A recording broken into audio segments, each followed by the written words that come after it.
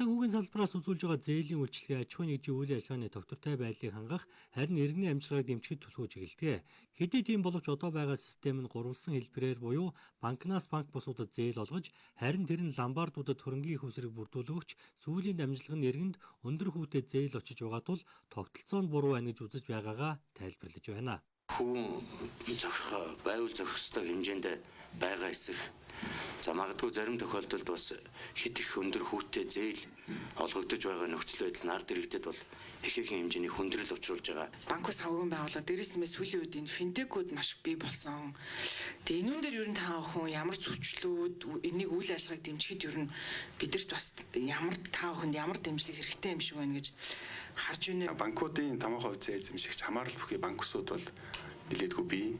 За банк бусууд бас тодорхой хэмжээний мөнгөн зээлийн үйл ажиллагаа эрхлэгч этгээд хувьцаа эзэмшиж байгаа ийм хэлбэрүүд бол байгаа.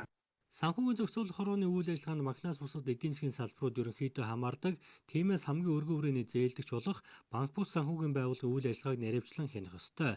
Ингэхдээ эрсдэл үүсэхгүй тулд өр орлогын харьцааг тэнцвэржүүлэх тал дээр анхаарч байна. Сүүлийн нүнгэрийн үзүүлэлт 60-40 гэсэн үзүүлэлттэй гарчээ.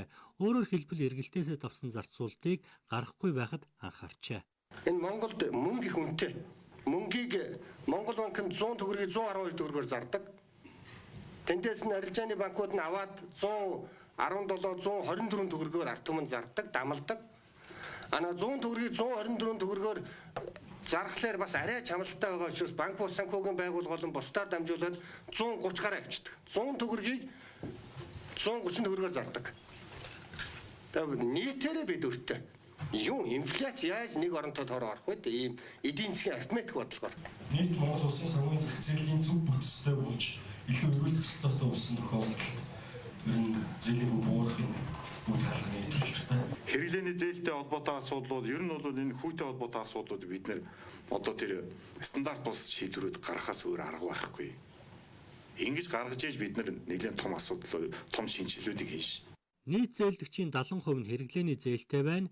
Энэ дундаа автомашины зээл хамгийн өндөр буюу 27 орчим хувьд нь хамаарч байгааг хэлж байна. Хэдийгээр хүний хэрэглээг хязгаарлаж болохгүй ч энэ мэт асуудлаас шалтгаалan валютын урсгал гадагшилж байгаад анхаарал хандуулахыг зөвлөж байна.